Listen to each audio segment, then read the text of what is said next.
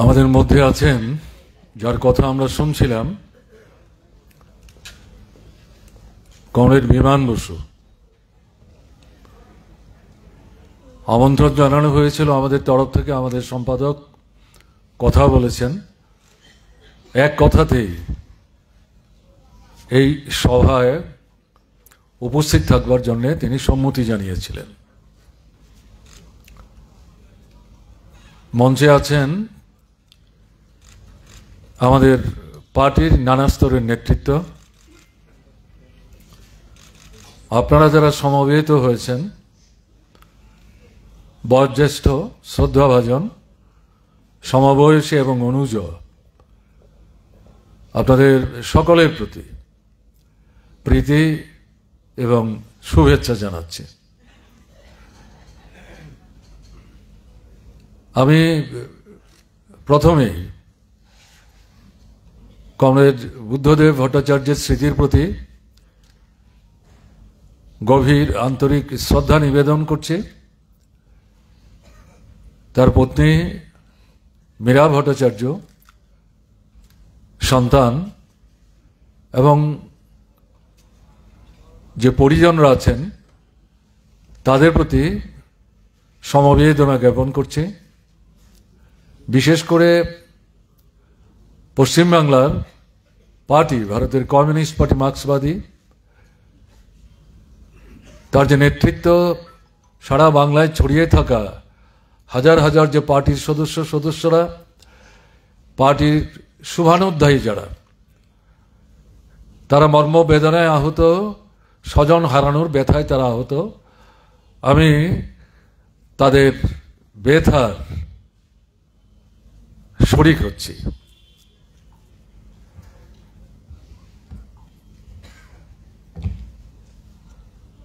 আমাদের পার্টির রাজ্য সম্পাদক কমরেড জিতেন চৌধুরীর বক্তব্য আপনারা শুনেছেন।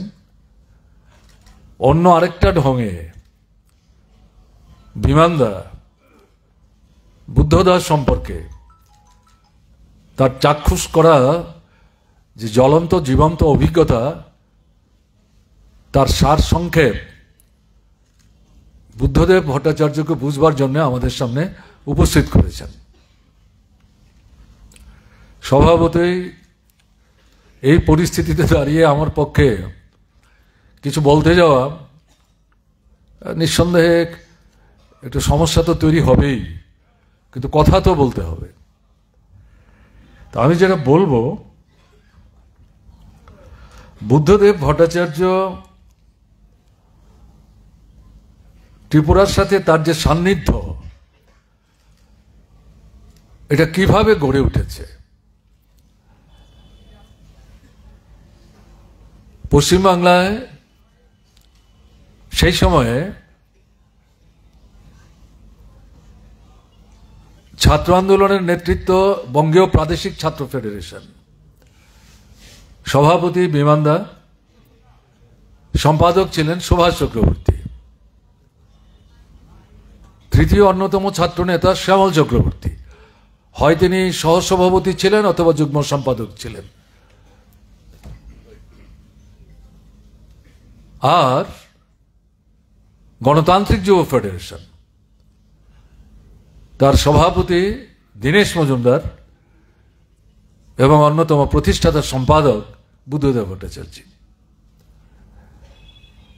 সেই সময়ে আমাদের ত্রিপুরায় ত্রিপুরা রাজ্য ছাত্র ফেডারেশন নানা ভাঙাগড়ার মধ্য দিয়ে রাজনৈতিক পরিমণ্ডলের মধ্যে, বিশেষ করে কমিউনিস্ট আন্দোলনের যে বিভাজন, নতুন করে ভারতের কমিউনিস্ট পার্টি মার্ক্সবাদী তৈরি হওয়া, এই ছাত্র যুব আন্দোলনের মধ্যে তার প্রভাব যেভাবে ছড়িয়ে পড়ছিল, সেই প্রেক্ষাপটে ত্রিপুরায় ছাত্র আন্দোলন এটা নবধারায়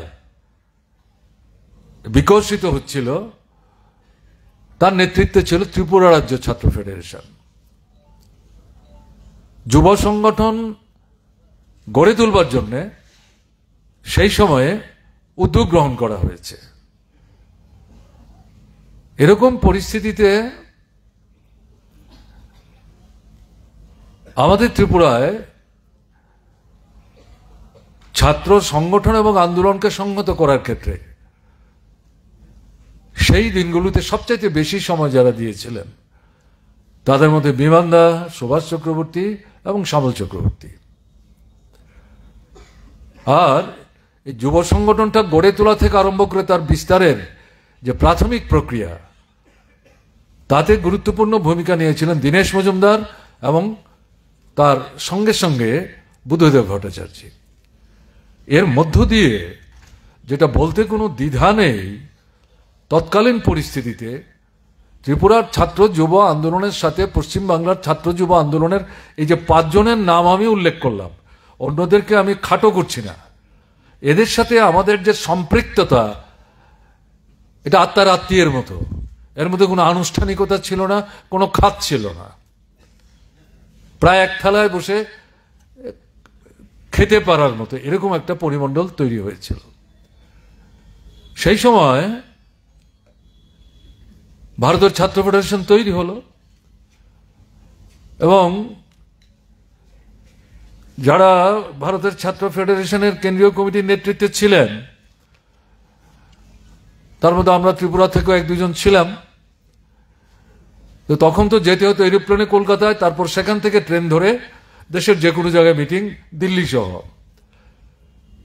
সভাপতি ফেরার পথে ট্রেনে করে এসে কলকাতায় নামতে হতো, 1 দিন থাকতে হতো, 1.5 দিন থাকতে হতো, তারপর প্লেন ধরে আগরতলা আসতে হতো।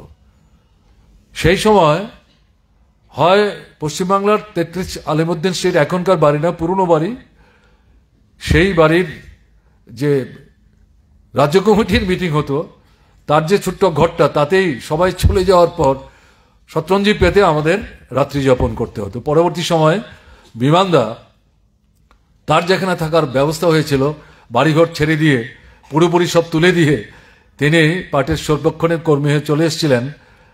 সেই বাড়িটি যেখানে কৃষক সভার অফিস ছিল, তখন খ্যাতমজুর হয়নি, এবং পার্টির কেন্দ্রীয় কমিটির মুখপত্র পিডি, পিপলস ডেমোক্রেসির, এটা কাজের অন্যতম ক্ষেত্র ছিল। সেখানে একটা ছোট্ট প্রকোষ্ঠে বিমানদা থাকতেন, তার সঙ্গে শেয়ার করে সেখানে থাকতে হতো।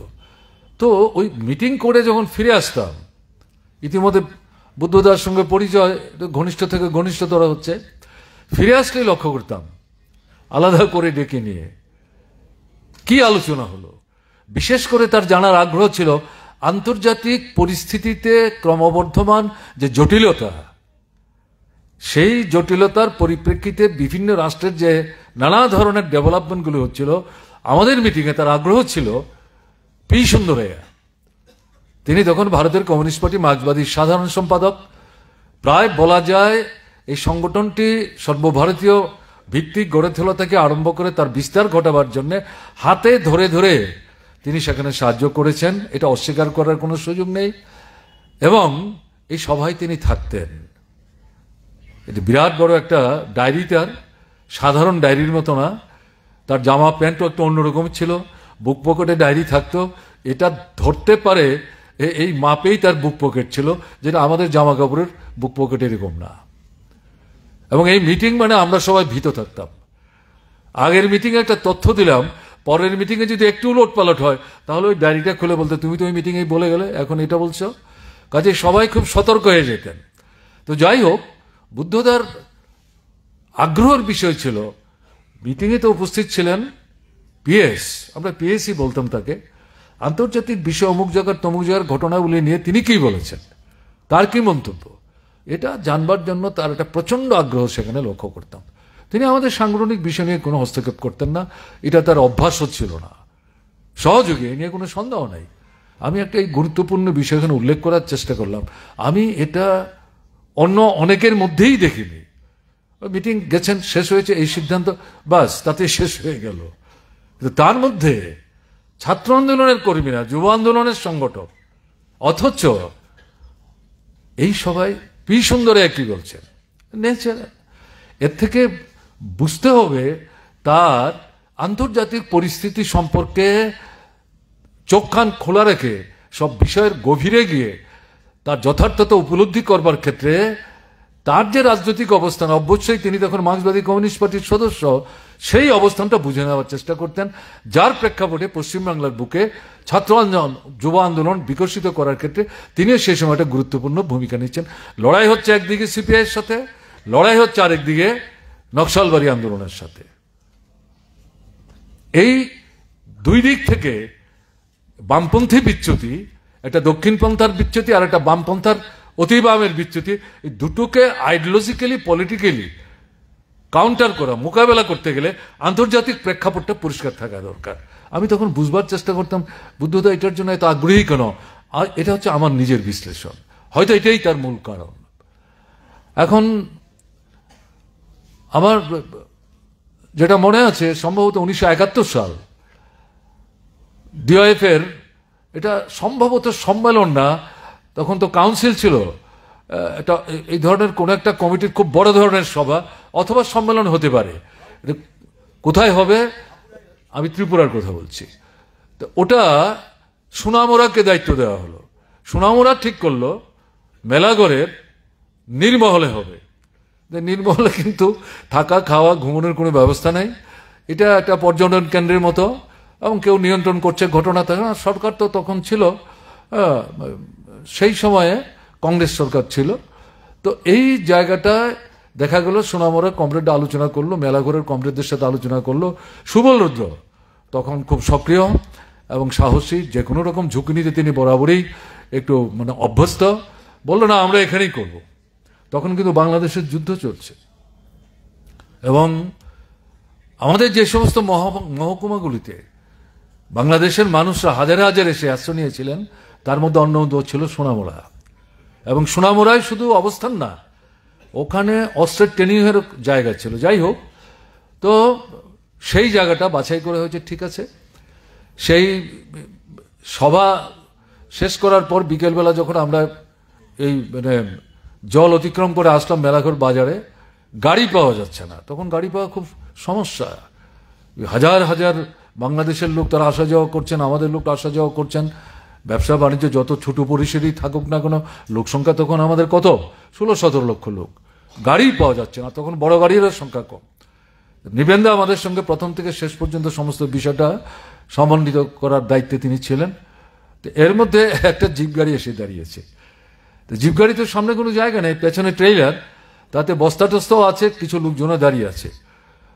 নিপেন্দা বলছেন এটাতেই উঠো, বলে তিনি আমাদের দিকে না তাকিয়ে তিনি লাফ দিয়ে এটাতে উঠবার চেষ্টা করলেন। এই পরিস্থিতিতে আমি বুদ্ধদার দিকে তাকাচ্ছি, কি ভাবছেন বুদ্ধদা? বুদ্ধদা আমার হাত টেনে ধরে বলে উঠো। বলছে নিপেন্দা উঠে গেছে, আমরা কি করে দাঁড়িয়ে থাকবো, উঠতেই হবে। ফলে এই যে ট্রেলারে উঠলাম, এই যে মানসিকতাটা, আমি জানি না পশ্চিমবাংলার কোনো গাড়ির ট্রেলারে তাকে এভাবে চড়তে হয়েছে কিনা, কিন্তু ত্রিপুরায় পরিস্থিতি এবং নৃপেন চক্রবর্তীর এই যে দৃঢ়তা, এবং তিনি বুঝেছিলেন তিনি না উঠলে আমাদেরকে সেখানে, আমার কথা আলাদা, আমি হয়তো উঠতে অভ্যস্ত, বুদ্ধদাকে যে কিছু মুখে বলা এটা হয়তো নিবেন্দা ভাবেননি, যাই আমার উঠাটাই তাকে সেখানে বাধ্য করে, এবং তাই হয়েছিল। এবং কোন রকম মানে সীমাবদ্ধতা নেই, কোনো সংকোচ নেই, নিঃসংকোচিতে উঠে একে অপরের গায়ে ধরাধরি করে এই কষ্ট করে। এখন যত সহজে আপনি সোনামুড়া মেলাঘর থেকে আগরতলায় চলে আসতে পারেন 55 থেকে 50 মিনিটে, তখন আসতে 1.5 থেকে 15 ঘন্টা সময় লাগতো। আর সেই সময় তো লোকজনের ভিড়। আমি দ্বিতীয়, আপাত দৃষ্টিতে মনে হবে খুব সাধারণ ঘটনা, এটা উল্লেখ করার কি আছে? এটা মন মানসিকতা বুঝবার জন্য এটা উল্লেখ করার যথেষ্ট প্রয়োজনীয়তা আছে, তাৎপর্য আছে। আমাদের সময়ের অনেকেই তো বলতেন না না এই গাড়িতে যাওয়া যায় না, অপেক্ষা করুন আর একটা গাড়ি আসুক তারপরে যাব। কেমন না, ফ্রন্ট সিট না পেলে কি করে যাব? না, এটা প্রশ্ন না। আমি দ্বিতীয় এই ঘটনাটা এখানে উল্লেখ করলাম ইচ্ছা করে। সরকার তৈরি হয়ে গেছে পশ্চিমবাংলায়, বুদ্ধদা মন্ত্রী, ত্রিপুরায় নির্বাচন, রাষ্ট্রপতির শাসন। প্রথম যে নির্বাচনী সভা এটা আগরতলা শিশু উদ্যানে, ওরিয়েন্ট বুক সোসাইটিটা যেদিকে সেদিকে পেছন দিয়ে দুর্গাবাড়ির দিকে মুখ করে ওই মাঠে আমাদের মঞ্চ হয়েছে প্রধান বক্তা জ্যোতি বসু। বিরাট জমায়েত, অসাধারণ বক্তৃতা করে গেলেন জ্যোতি বসু। আমার জীবনে শোনা আগের তৎকালীন পরবর্তী সময়ের একটা অসাধারণ অন্যতম বক্তৃতা, আউটস্ট্যান্ডিং, আনপ্যারালাল আমার মনে হয়েছে। তিনি শুধু ব্যাখ্যাই করলেন, আমরা বামপন্থীরা কেন সরকারে যাই এবং কি করছি আমরা পশ্চিমবাংলায়, আমাদের জীবনধারাটা কিরকম, সরকারটা আমরা কি করে চলে, এটাই ছিল তার মূল বক্তৃতা। আমি একবারে পেছন দিকে বসাছিলাম, সমস্তটা বক্তৃতা আমরা শুনলাম, গোটা মিটিংটা স্পেল বাউন্ড হয়ে শুনছিল। এনিহাও উনি একটা মিটিংয়ে এসেছিলেন, তার পক্ষে তখন তো বারবার আসা সম্ভব না। তখন ত্রিপুরায় 10টা মহকুমা, এখন তো 23টা মহকুমা। সেই 10টা মহকুমার মধ্যে বুদ্ধদাকে 2টো মহকুমায় বক্তৃতা করার জন্য ঠিক করা হলো। একটা হচ্ছে অমরপুর আর একটা হচ্ছে কমলপুর। হয় কমলপুরেরটা আগে হবে অথবা অমরপুরেরটা আগে হবে, যাই হোক আমি কমলপুরের মিটিংয়ের কথা বলছি। কমলপুরে বুদ্ধদার সাথে আমি থাকলাম। ওখানে গিয়ে আপনার আমবাসাতে, এখন যে আমবাসা এটা শহর, পূর্ণ শহর, তখন কিন্তু এরকম ছিল না। তখন বরং আমবাসার আগে যেটা যে ছোট্ট বাজারটা, ওখানে গাড়ি ঘোড়া থামতো, হোটেল টোটেল ছিল, খাওয়াটা হতো, লোকজনের ভিড় বেশি ছিল। আমবাসা তখন ছোট্ট একটা জায়গা, এই আপনার 1 চালা 2 চালা, মানে ছোট ছোট দোকান ঘর, এগুলো সপ্তাহে 2বার বাজার হতো। সেখানে গ্রামের মানুষ আসতেন, জিনিসপত্র কেনা বেচা হতো। ওখানে আমাদের পার্টির একটা অফিস তখন তৈরি হয়েছে, কারণ ওটা একটা সেন্টারের মতো। চারিদিকের গ্রামের লোকরা যারা আসেন, বিশেষ করে উপজাতি অংশের মানুষ, তাদের মধ্যেই তো আমাদের পার্টি তখন। এই সপ্তাহে 2বার মানে আসেন, এই অফিসটাতে যোগাযোগটা হয়। দীনেশ দাস সম্ভবত তখন কমলপুর, অবিভক্ত কমলপুর পার্টির সম্পাদক। তো আমরা প্রথম কথাই ছিল আমরা কমলপুর ঢোকার আগে যেন ওই অফিসে গিয়ে বসি। তো বুদ্ধদাকে নিয়ে গেছি, আমরা চাটা খাবো। তখন দীনেশ দাসে বললেন, এখানে তো একটা সমস্যা হয়ে গেছে। কি সমস্যা? যে হঠাৎ করে এখানে যে ছোটখাটো কিছু দোকান টোকান আছে, তাদের দোকানের জায়গা নিয়ে গোলমাল হচ্ছে। হ্যাঁ, তারা বলছে তোমরা বেআইনি, তোমরা এখানে থাকতে পারবে না। এই কাগজপত্র নিয়ে সরকারের তরফ থেকে নানা প্রশ্ন তুলছে। ঠিক সেম পার্শ্ববর্তী এলাকায় গরিব অংশের মানুষ, ভূমিহীন, হ্যাঁ, তাদের ক্ষেত্রে এরকম, অথচ তারা বছরের পর বছর এখানে আছেন। তাহলে কি হয়েছে? মানুষের মধ্যে একটা উদ্বেগ, উৎকণ্ঠা, একটা সংশয়, কি হবে আমাদের ভবিষ্যৎ। তো ওখানে দীনেশ দারা ঠিক করেছেন মূল মিটিংটা হবে কমলপুর মহকুমা শহরে। ওখানে বুদ্ধদা প্রধান বক্তা। বলছেন যেহেতু যাচ্ছে, তার জন্য চা খাওয়ার ফাঁকে আমরা একটা ছোট্ট মিটিং করব, অল্প লোক আসবে, এখানে বুদ্ধবাবু কিছু বলবেন। তাই বললাম ঠিক করেছেন, খুব ভালো করেছেন। বুদ্ধদা আমাকে ডেকে বললেন, আমি বলবো, বেশি সময় তো বলবো না, তুমি উঠে একটা ধমকেশ্বরে বক্তৃতা করো। আমি তার মানেটা কি? ধমকেশ্বরে বক্তৃতা, এরকম বক্তৃতা করতে তো অভ্যস্ত না, আপনি ব্যাপারটা বুঝিয়ে বলুন। এই যে বলল ভোটের মুখে রাষ্ট্রপতি শাসন, হ্যাঁ, তখন কিন্তু আমরা নিশ্চিন্ত না যে আমাদের সরকার তৈরি হতে পারে। গণার দিন যখন দুপুর অতিক্রম করছে, তখন সে বুঝলাম যে না, এখানে নতুন সরকার আসছে। তখনও কিন্তু আমাদের ভাবনার মধ্যে এটা নাই। বলছে এটা তো হচ্ছে হুমকি, মানুষদের ভয় দেখানো হচ্ছে, তুমি বক্তৃতা করো। উনি বলে দিচ্ছেন, কি বলবো আমি, যে আমরা কিন্তু সরকারে আসছি, যারা এই গোলমালগুলি করছো, অফিসের কেরানি কর্মচারীরা, তোমাদের কিন্তু আমরা দেখে নেব, কাউকে আমরা ছাড়বো না, সাবধান থাকো, হুঁশিয়ার করে দিচ্ছি, সমস্ত নাম দাম ঠিকানা আমরা তালিকাভুক্ত করছি। তা আমি বুদ্ধদা তাকে বলছি, এরকম বক্তৃতা করতে তো অভ্যস্ত না, বলে এটাই আজকে করতে হবে, এটা না হলে এই ইলেকশনের মিটিং হবে না। তো বুদ্ধদার নির্দেশ। তারপরে গিয়ে এটাই আমি বললাম, 10-12 মিনিট বক্তৃতা করলাম, এবং এই ভাষায়, এই ল্যাঙ্গুয়েজে। নামার পর বললাম, তুমি তো খুব ভালো বললে, এভাবেই বলা দরকার ছিল। উনি 10-15 মিনিট বললেন। পরবর্তী সময়ে দীনেশদা বললেন যে এটা মকরধ্বজের মতো কাজ করেছে এই মিটিংটা। এইটা যদি আমরা না করতাম, এই ধরনের থ্রেট যদি আমরা না করতাম, তাহলে যে ভীতি মানুষের মধ্যে তৈরি হয়েছিল, সেই মানুষ আমাদের ভোট দিত কি করে? That is the experience. Buddhadeb Bhattacharya না থাকলে, যদি সেদিন আমরা অন্য কাউকে নিয়ে যেতাম, এরকম ঘটনার সম্মুখীন হলো, এ ধরনের অ্যাডভাইস অন্য কেউ দিতেন কিনা আমার অন্তত জানা নেই। আমি বিমানদা যখন এখানে আসছিলেন বক্তৃতা করতে, আমাকে জিজ্ঞেস করছেন কতক্ষণ বলবো। যতক্ষণ খুশি বলবেন। বলে এটা কোনো কথা হলো নাকি? এতক্ষণ মানুষ থাকবে? আমি শেষ অবধি থাকবে, আপনি বলুন। তারপর বলো না, বলো 10 মিনিট, 15 মিনিট, 20 মিনিট। আমি বললাম অন্তত আধা ঘন্টা তো বলবেন। আপনি বলুন, তারপর আমি ঠিক করবো আমি কি বলবো আপনার বলার পর। তাতে মানে বিমানদা যেভাবে বললেন, এই বুদ্ধতাকে নিয়ে যুক্ত ত্রিপুরার অভিজ্ঞতাগুলো একটার পর একটা কিন্তু আমার ভেসে উঠছে। সেগুলি আপনাদের কাছে যতটা মনে আসছে, ততটা আমি আপনাদের সঙ্গে তোলার চেষ্টা করছি। এই হচ্ছে অভিজ্ঞতা। এখন আমাদের এখানে বামফ্রন্ট সরকার তৈরি হয়েছে, অসাধারণ ঘটনা। তারপর বিশেষ করে দ্বিতীয় বামফ্রন্ট সরকার যখন আসলো, সন্ত্রাসবাদী তৎপরতা প্রচণ্ডভাবে বাড়তে শুরু করলো। পশ্চিমবাংলার মুখ্যমন্ত্রী হচ্ছেন জ্যোতিবাবু, বুদ্ধদা মন্ত্রিসভাতে আছেন। এই পরিস্থিতিতে আলোচনা হলো আমাদের যে ত্রিপুরার সরকারের তরফ থেকে রাজ্যের মুখ্যমন্ত্রী পশ্চিমবাংলার মুখ্যমন্ত্রীর সাথে কথা বলবেন, কারণ কেন্দ্র কোনো সাহায্য করছে না। তখন বাউন্ডারি সমস্ত ওপেন, সন্ত্রাসবাদীদের ঘাঁটি বাংলাদেশে, ফোর্স চাই, ত্রিপুরার ফোর্স কম, পুলিশ কম। আর তখন হচ্ছে আপনার 303, 303, হ্যাঁ, আর অন্য কোনো আধুনিক অস্ত্র নাই। এই পরিস্থিতিতে সন্ত্রাসবাদীদের হাতে অনেক উন্নত মানের অস্ত্র, একে মোকাবেলা করতে গেলে পরে প্রথম মানে হিউম্যান স্ট্রেংথ বাড়াতে হবে, তার সঙ্গে আর্মস চাই। কেন্দ্র তো দিচ্ছে না, তাহলে কি করতে হবে? যে জ্যোতিবাবুর সঙ্গে কথা বলুন। নিবেদিতা মুখ্যমন্ত্রী হিসেবে জ্যোতিবাবুর সাথে কথা বলেছেন, পার্টিরও তারা দুজনেরই নেতা। জ্যোতিবাবু বলছেন ঠিক আছে, আমাদের একটু সময় দিন, হ্যাঁ, যতটা চাইছেন ততটা না পারলে অন্তত 1 ব্যাটালিয়ন তো দেবই। তো আমরা তো নিশ্চিন্ত, তাহলে পশ্চিমবাংলা থেকে অন্তত 1 ব্যাটালিয়ন তো আসছে, পরে দেখা যাবে। তাহলে আমাদের এখানে যাই আছে, এবং তখন একটা টিএসআর ব্যাটালিয়ন মানে রেজ করা হচ্ছে, তখনও পুরোপুরি রেজড হয়নি, তাহলে এটা যদি আসলে সুবিধা হবে। তো হঠাৎ করে বুদ্ধদার ফোন আসলো, মানে কয়েকদিন যাওয়ার পর বুদ্ধদা ফোন করে বলছে, এবং এই যে মানে আলাপচারিতা চলছে এবং এই যে প্রস্তাবটা করা হবে, এটা করার পেছনেও বুদ্ধদার অ্যাডভাইস ছিল যে জ্যোতিবাবুর সঙ্গে নৃপেন্দ্রকে কথা বলতে বলো। তো আমরা তো নিশ্চিন্ত যে আসবে, জ্যোতিবাবু যেহেতু বলে দিয়েছেন। তারপরে কিছুদিন যাওয়ার পর বুদ্ধদা ফোন করে বললেন, আমাকেই বলছেন, এটা করা গেল না। এবং এই যে কথাটা বলছেন, এটা মনে হচ্ছে যে এটা শকড।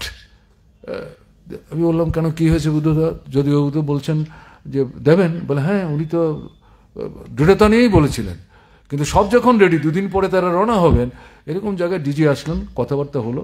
ডিজি বললেন মুখ্যমন্ত্রীকে বুঝিয়ে, ওই ডিজির নাম আমার জানা নেই, আমি জানবারও চেষ্টা করিনি, যে ত্রিপুরায় যা চলছে ওখানে গিয়ে যদি আমাদের রাজ্যের কোনো মানে বাহিনীর সদস্য দুর্ঘটনায় পতিত হয়, তার যদি জীবন যায়, তাহলে এটা তো চরম প্রতিক্রিয়া হবে পশ্চিমবাংলায়। আমাদের পক্ষে তো পুলিশের শৃঙ্খলা ইত্যাদি রক্ষা করা কঠিন হবে, এটা আমাদের আইন শৃঙ্খলার সামনে একটা প্রশ্ন তুলতে পারে। নানা রকম কথাবার্তা হয়েছে। জ্যোতিবাবু বারবারই চাইছিলেন পাঠাতে, কিন্তু ডাইরেক্টর জেনারেল অফ পুলিশ যেখানে আপত্তি করছেন, সেই জায়গায় মুখ্যমন্ত্রী তো তার পলিটিক্যাল ডিসিশন সবটা চাপিয়ে দিতে পারেন না, এইভাবে তো সরকার চলে না। এই পরিস্থিতিতে জ্যোতিবাবুকে পিছু হটতে হলো, এবং সেই সংবাদ বুদ্ধদার মাধ্যমে আমাদের কাছে আসলো। এবং বুদ্ধদা মর্মাহত, বলে পারলাম না, আমরা এই সময় তোমাদের সাহায্য করার দরকার ছিল, এবং আমাদের এখানকার পুলিশের অফিসাররা যে অবস্থান নিলেন, তার জন্য কিন্তু এটা পারলাম না, আমাদের ভুল বুঝো না। তা আমি বলছেন কি আপনি, কেন আপনাদের ভুল বুঝবো? আমরা তো যাবো যার বুঝছি কেমন। আর তখন আমাদের এখানে সরকার চলছে, কিছু কিছু কথাবার্তা শুনি, এখানকে প্রশাসনের সঙ্গে যারা যুক্ত, তারা কিভাবে কোথায় সাহায্য করছেন, কোথায় নানাভাবে প্রতিবন্ধকতা তৈরি করার চেষ্টা করছেন। পরবর্তী ঘটনার কথা বলছি, তখন আমাদের সম্ভবত 4র্থ বামফ্রন্ট সরকার, সোনামুড়াতে কৃষক সভা সম্মেলন হবে, তখনও জ্যোতিবাবুই মুখ্যমন্ত্রী। তখন বিনয় গোগার কৃষক নেতা হিসেবে পশ্চিমবাংলা থেকে এসেছেন, এই সম্মেলনে তিনি প্রথম থেকে শেষ অবধি থাকবেন। ওই সভায় প্রধান বক্তা জ্যোতিবাবু। যেদিন প্রকাশ্য সমাবেশ হবে সেদিন সকালবেলা জ্যোতিবাবু আসবেন, তারপর এখান থেকে খাওয়া দাওয়ার পর তাকে নিয়ে আমরা ওখানে চলে যাব, সব রেডি। হঠাৎ করে দেখা গেল 10:30 11 নাগাদ খবর আসলো জ্যোতিবাবু আসতে পারবেন না। কেন, কি হয়েছে? বলে না, আবার ওই ভদ্রলোক ডিজি তা না, হয়তো আবার নতুন কোনো ডিজি, তিনি বলছেন যে না, ওখানে তো জ্যোতিবাবুকে যেতে দেওয়া যাবে না, ওখানে সন্ত্রাসবাদী যে দৌড়াতো, এই রাস্তা দিয়ে তার যেতে গেলে পর কোথায় কি হবে, অ্যাম্বুশ হবে কি না কি হয়, তাতে সমস্যা হয়ে যেতে পারে। আমি শুনে এটা মানে বুদ্ধদাই আমাকে বলছিলেন, আমি বললাম বুদ্ধদা ঠিক আছে, ওই রাস্তা দিয়ে কিচ্ছু হবে না, আমরা জানি সন্ত্রাসবাদীদের অবস্থান কোথায় কি আছে, আর গোটা রাস্তাটাতেই কোনো না কোনো জায়গায় আমাদের লোকরা যদিও যাবেন, তারা ভিড় জমাবেন, ফ্ল্যাগ নেবেন, স্লোগান দেবেন, ফুল দেবেন, মালা দেবেন, কোথায় সন্ত্রাসবাদীরা আসবে? এই তো সমস্যা, এটা পারবে না তারা। তো ঠিক আছে, তখন কিন্তু আমাদের এখানে হেলিকপ্টার নাই, তবু আমি জোর দিয়ে বললাম অলরাইট, আমরা যদি ওকে হেলিকপ্টার দিয়ে সোনামুড়ায় নিয়ে যাব, এটা 20 থেকে 22 মিনিটের সময় লাগবে। হ্যাঁ, তো কিছুক্ষণ পরে বললেন তারা কোনো মতেই রাজি না, কোনো ঝুঁকি নিতেই রাজি না। মনটা তো একটু খারাপ হলে যদিও আসবেন না, কেমন না? সোনামুড়ায় কিন্তু তখন আমরা জানাইনি, যদি জানাই তাহলে তারা মানে একটু বিমর্ষ হবেন। তারপর শেষ পর্যন্ত মিটিং গেলাম, তো জ্যোতিবাবুর হয়ে প্রক্সি দিতে হয়েছে, বুঝতেই পারছেন, আমিও আড়ষ্ট। আমি বললাম একটু বিশেষ কাজে আটকে যাওয়াতে জ্যোতিবাবুর পক্ষে আসা সম্ভব হয়নি, পরবর্তী সময়ে কোনো এক সময় নিশ্চয়ই আপনাদের কৃষকদের কোনো অনুষ্ঠানে জ্যোতিবাবু আসবেন। তিনি আসেন না ত্রিপুরায়, ঘটনা তা তো না। এবং এই সময়ে আমি লক্ষ্য করলাম বিমানদা ভীষণ ক্ষেপে গেলেন, এটা কি করছে ওরা বারবার। তখন তিনি আবার ওই যে একটা ব্যাটালিয়ন পাঠানোর কথা ছিল, ওই সময় তারা বাধা দিল, জ্যোতিবাবুকে যেতে বাধা দিল। বলে কি আর করা যাবে, এটা নিয়ে পুলিশের অফিসারের সঙ্গে ঝগড়া করবেন না। আমি কেন বলছি এই কথাটা? ফিলিং অ্যাবাউট ত্রিপুরা,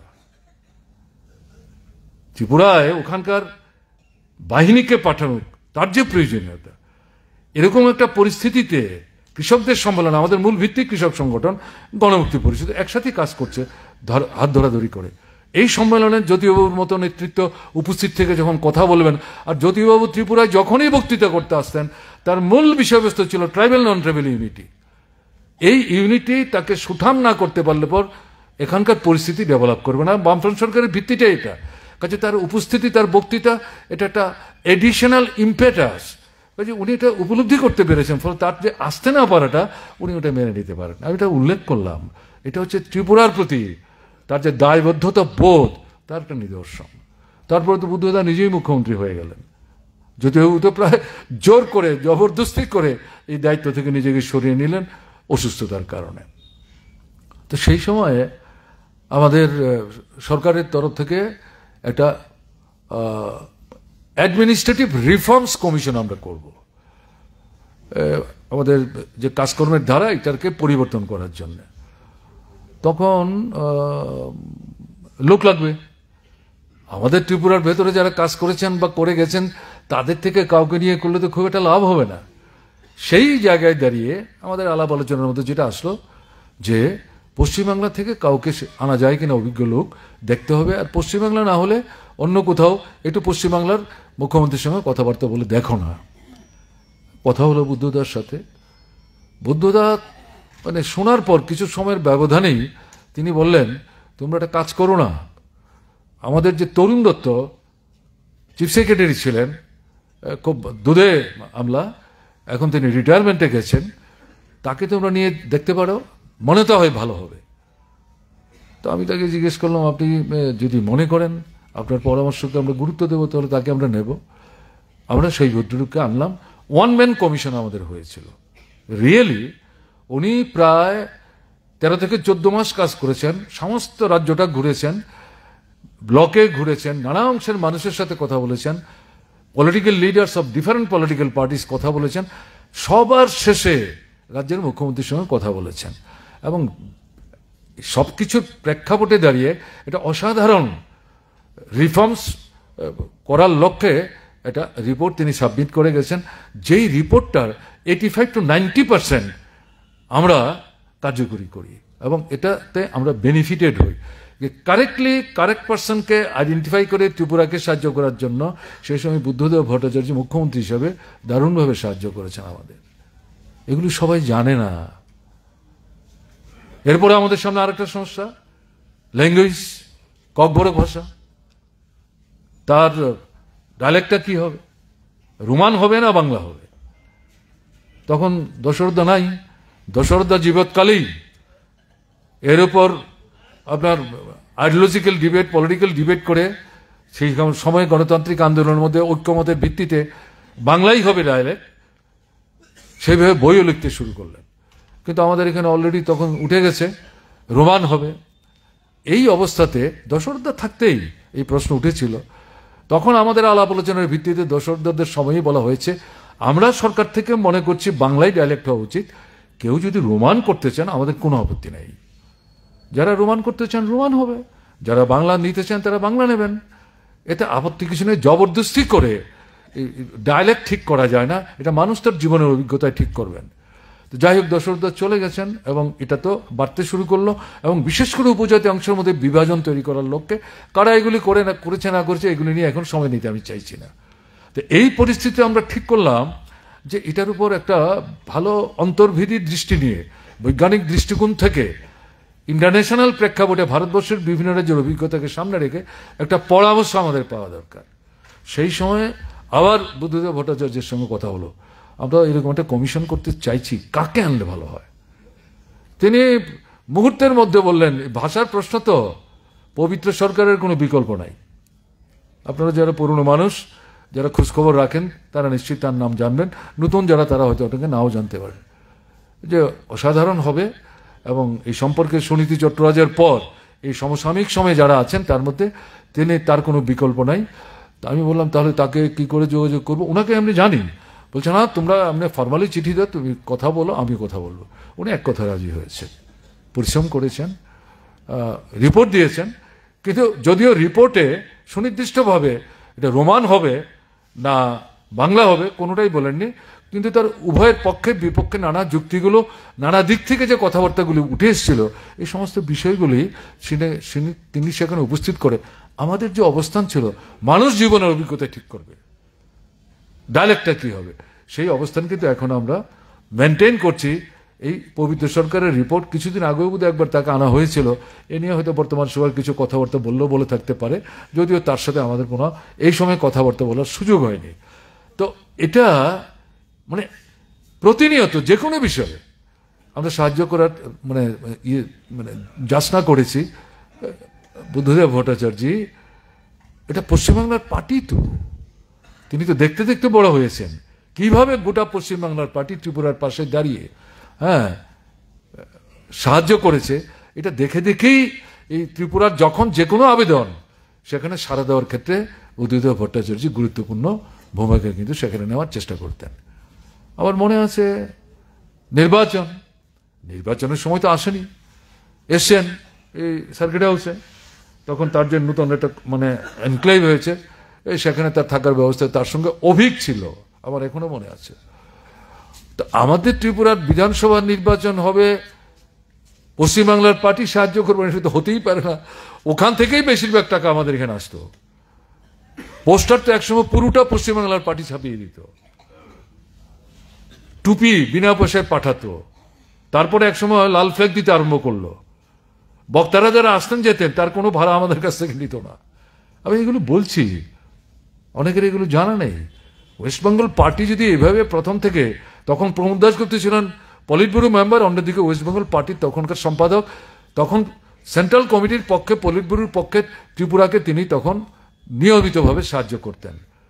এইভাবে পশ্চিমবাংলার পার্টি তখন আমাদের সাহায্য করতেন। তো যাই হোক, আমরা যখনই যে নেতাকে আবেদন করতাম আমাদের ত্রিপুরা আসার জন্য, জ্যোতিবাবু, বুদ্ধদেব ভট্টাচার্য থেকে শুরু করে কেউ অস্বীকার করতেন না, দুদিন আগে অথবা দুদিন পরে, এইভাবে তারা ছুটে আসতেন। তো এই নির্বাচনের সময় আসলেন, বুদ্ধদেব আসলেন। তো আমি দেখা করতে গেলাম সকালবেলা, তিনি একদিকে যাবেন, আমি আরেক দিকে যাব, কথাবার্তা হলো। তো অভিক বসে আছে, এর মধ্যে হঠাৎ করে অভিককে দেখলাম, তিনি কি একটা চোখে ইশারা করলেন, অভিক একটা খাম বের করে নিয়ে আসলেন, নিয়ে ওনার হাতে দিলেন, দিয়ে বললেন, দেখো এটার মধ্যে কিছু টাকা আছে, সম্ভবত 2 লাখ টাকা আছে, এটা নির্বাচনের তহবিলের জন্য নিয়ে এসে। আমি না তো, আপনি এটা আবার কেন এসছেন? পশ্চিমবাংলার পার্টি আমাদের টাকা দিচ্ছে, আপনি আবার বলে না আমি আসবো, তার জন্য আসার আগে 2-4 জন বন্ধুর সঙ্গে কথা বলেছি, ত্রিপুরার নির্বাচন শুনে তারা নিজেরাই আগ্রহী হয়ে এই টাকাটা দিতে এসছে, আমি নিয়ে এসেছি, তাদের না করতে পারেনি। তা আমি তখন মাথা নুয়ে বুদ্ধদেবকে বললাম, এই টাকাটা এখন দরকার নেই, নির্বাচন তো আপনি যা দেবেন তাই খরচ হয়ে যাবে, নির্বাচনের পরেও তো টাকা লাগতে পারে, এখন টাকাটা আপনি রেখে দিন, আপনি নিয়ে যান, পশ্চিমবাংলার পার্টির কাছে রেখে দিন, ভোট শেষ হলে পরে যখন খরচাপাতি করার পর কিছু ঘাটতি দেখা দেবে, তখন আপনার সঙ্গে যোগাযোগ করে এই টাকাটা নিয়ে নেওয়ার চেষ্টা করব। তো বুদ্ধদা ক্ষুণ্ণ হলেন কিনা আমি জানি না, শেষ পর্যন্ত টাকাটা ফিরিয়ে নিয়েছেন। সাক্ষী ছিল। আমি কথাগুলো কেন বলছি, তার কাছে তো আমরা আলাদা করে টাকা চাইনি, নিজে স্বতঃপ্রণোদিতভাবে এই টাকা কিন্তু তিনি নিয়ে এসছেন। এখন আপনারা শুনছিলেন, আমাদের প্রস্তাবে উল্লেখ করেছে 2000 সালে তিনি পলিট ব্যুরোর মেম্বার হয়েছেন। 2000 সালেই 1964 সালে যে আমাদের পার্টি প্রোগ্রাম, যেটার মূল বিষয়বস্তু ছিল রাষ্ট্রের শ্রেণী চরিত্র নির্ধারণ করা, যেটা ঠিক না হলে পর একটা রাজনৈতিক যে সংগ্রাম, তার যে কৌশল, তার যে স্লোগান, এটা নির্ধারণ করা কঠিন। যাই হোক, এর মধ্যে পরিস্থিতির পরিবর্তন হয়েছে। পার্টি ঠিক করলো এটা আপডেট করতে হবে সময়ের পরিবর্তনের সাথে সাথে। আন্তর্জাতিক জাতীয় ক্ষেত্রে 64 সালে যেটা লেখা হয়েছিল তার মধ্যে অনেক কিছু পরিবর্তন হয়েছে।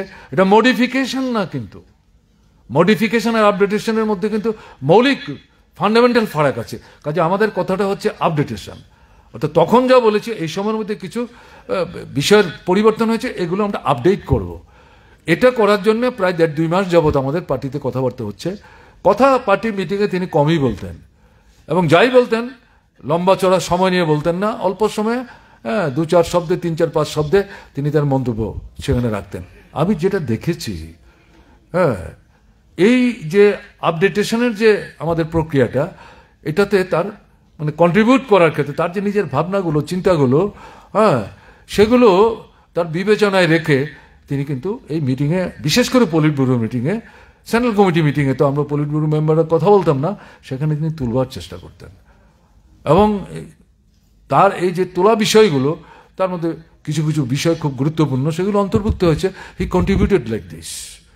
কাজেই তার সামগ্রিক যে কর্মধারাটা, এই একদিকে সরকার চালানো, তার আগে ছাত্র আন্দোলন দীর্ঘ সময় না, মূলত যুব আন্দোলন, এবং তারপর পার্টি, এবং এই সাথে সরকার, সবটা মিলিয়ে একটা গুরুত্বপূর্ণ ভূমিকা তিনি পালন করে গেছেন।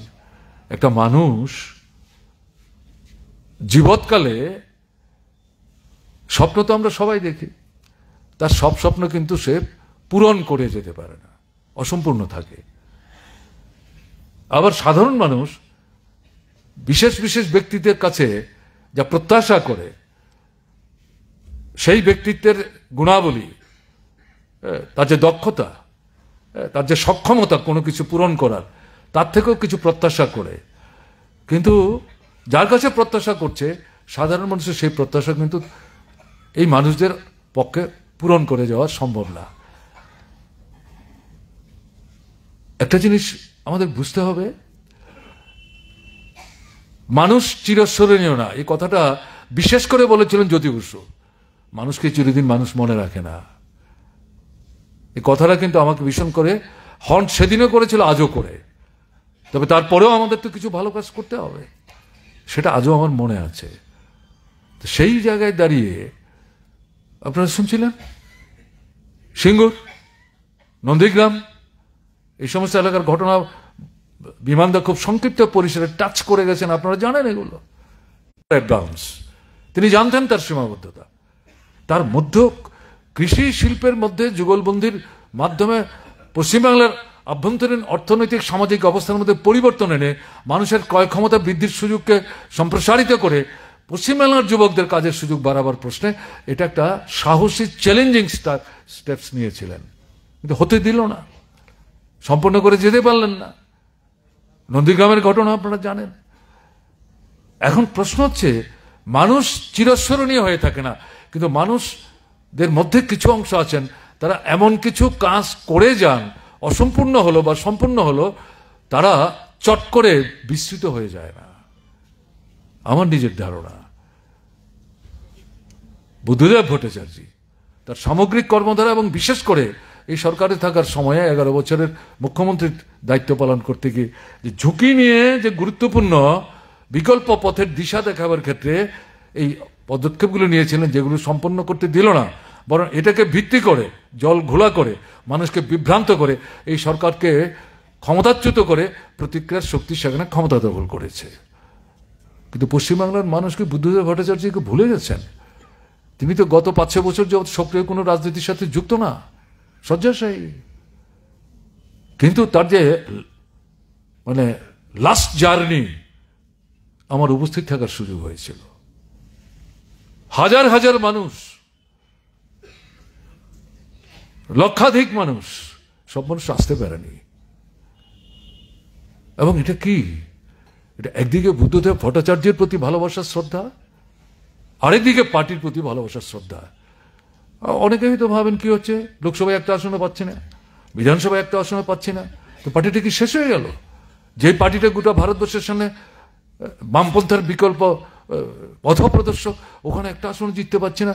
যারা শুধু বিধানসভা, লোকসভা, মন্ত্রিসভা গঠন এর মধ্যে সংখ্যা ইত্যাদি দিয়ে বিচার করেন পার্টির শক্তি, এটা তাদের কাছে হতাশার কারণ। কিন্তু পার্টির শক্তির ভিত্তি তো জনগণ, তার চেতনা, চিন্তা, মন, মানসিকতা। এটা এই সময়ে 2 মাস আগে পশ্চিমবাংলার নির্বাচনে একটা আসনও তো আমরা জিততে পারলাম না। ভোট এর আগের বিধানসভা নির্বাচনে যেতে কমলো। এরকম জায়গায় যে মানুষের ঢল, এটা কিসের ইঙ্গিত? তাহলে বুদ্ধদেব ভট্টাচার্যরা এমন কিছু রেখে গেছেন, তাদেরকে চট করে ভুলিয়ে দেওয়ার যারা চেষ্টা করছে, চাইলেও তারা পারছে না, এবং তারা যে ব্যর্থ, এটা কিন্তু তার নিদর্শন। এই কারণে এতগুলো কথা আপনাদের সামনে আমার মনে হয়েছে বোধহয় প্রাসঙ্গিক কথাগুলি বলা দরকার। সারা দেশের পরিস্থিতি কিন্তু একটা জায়গায় নাই। 24-এর নির্বাচনের মধ্য দিয়ে দেশের রাজনৈতিক পরিস্থিতির মধ্যে এটা পরিবর্তনের হাওয়া বইতে শুরু করেছে। আপনারা লক্ষ্য করছেন পার্লামেন্টের ভেতরে নতুন সুর, পার্লামেন্টের বাইরে আবার কৃষক আন্দোলন, শ্রমিক আন্দোলন, যুবকদের আন্দোলন, ছাত্রদের আন্দোলন। কি চলছে পশ্চিমবাংলায়? 2011-র পর থেকে যেখানে একদলীয় স্বৈরশাসন কায়েম করে বিরোধীদের, বিশেষ করে কমিউনিস্টদের, মার্ক্সবাদী কমিউনিস্ট পার্টিকে নিশ্চিহ্ন করে দেওয়ার চেষ্টা করছে, সেই জায়গায় একজন পড়ুয়া ডাক্তার, অল্প বয়সের মেয়ে, সম্ভাবনাময়, তার যে ব্যভিচারী পদ্ধতিতে যে বিভৎস হত্যাকাণ্ড, তাকে ভিত্তি করে এটা মনে করার কোনো কারণ নেই এই মানুষের মধ্যে যে খুব বিক্ষোভ, সবটা মার্ক্সবাদী কমিউনিস্ট পার্টির কথা হচ্ছে, মোটেই ঘটনা তা না। মার্ক্সবাদী কমিউনিস্ট পার্টি ঘটনা শোনার পর তাৎক্ষণিক যে ফার্স্ট রিয়াকশন তারা হয়তো দেখিয়েছে, কিন্তু 14 তারিখ রাত্র 11টা থেকে স্বাধীনতার প্রাগ মুহূর্তে হাজার হাজার মায়েদের, বোনেদের যে সমাগম অপ্রত্যাশিত। আমি 10:50 থেকে 12:20 পর্যন্ত ঠায় এক জায়গায় দাঁড়িয়ে বসবার চিন্তা করিনি, এই টিভির সামনে দেখছিলাম, আর যে চেহারাগুলো দেখছিলাম মানে অবিশ্বাস্য। এদের বিরাট অংশ কোনোদিন এই ধরনের ডেমোক্রেটিক মুভমেন্টের কোনো মিছিলে, মিটিংয়ে আসতে পারে, এতে দেখলেও কিন্তু বিশ্বাস করা যায় না। এবং সেই যে স্রোত শুরু হয়েছে আজও চলছে। কাজেই এরকম একটা পরিবর্তনের ঢেউ সৃষ্টি করার জন্য শয্যাশায়ী অবস্থাতেও কিন্তু বুদ্ধদেব ভট্টাচার্য পার্টির নেতৃত্ব যখনই যোগাযোগ করতে যেতেন, তাদেরকে পরামর্শ দিয়ে সাহায্য করতেন না, এটা মনে করার কোনো কারণ নেই। আমরা ত্রিপুরাতে ফ্যাসিস্ট সুলভ সন্ত্রাস চলছে, 18 পরে ভোট বন্ধ, আপনাদের সামনে এটা ব্যাখ্যা করার দরকার নেই। পঞ্চায়েত দেখলেন। এখন এই পরিস্থিতিতে দাঁড়িয়ে এই লড়াইয়ের তো কোনো বিকল্প নাই। পশ্চিমবাংলা যেমন লড়াই করছে গণতন্ত্র পুনরুদ্ধার, একদলীয় স্বৈরশাসনের অবসান, আমাদের ত্রিপুরাতে আমরা তাই করছি। গণতন্ত্র পুনরুদ্ধার করতে না পারলে, একদলীয় স্বৈরশাসনকে মোকাবেলা করতে না পারলে, ডেমোক্রেটিক মুভমেন্ট তো ডেভেলপ করবো না। তা যদি ডেভেলপ না করে আমাদের জীবনের দৈনন্দিন যে অর্থনৈতিক সমস্যাগুলো, এগুলো সমাধানের সংগ্রাম আমরা কি করে করব? ফলে এই যে আবহাওয়াটা পরিবর্তন হচ্ছে, এর মধ্যে দাঁড়িয়ে যে নতুন নতুন মানুষের সমাগম ঘটছে, পশ্চিমবাংলার এই যে ঘটনা, যেটা উদ্দীপিত করছে ত্রিপুরার মানুষদেরকেও, এটাকে ভাবনায় রেখে এই মুহূর্তে গত 41-42 বছরের ব্যবধানে অস্বাভাবিক এই যে বর্ষণ হলো, বন্যা হলো, গ্রামের পর গ্রাম মুছে দিয়েছে। এখানে বাড়ি ছিল, ঘর ছিল, বিশ্বাসই করা যায় না। ধানের ক্ষেত ছিল, বিশ্বাসই করা যায় না। ওখানে যদি না যেতে পারতাম, মানে স্থানে স্থানে, এটা আগরতলায় বসে সবটা বুঝতেই পারতাম না।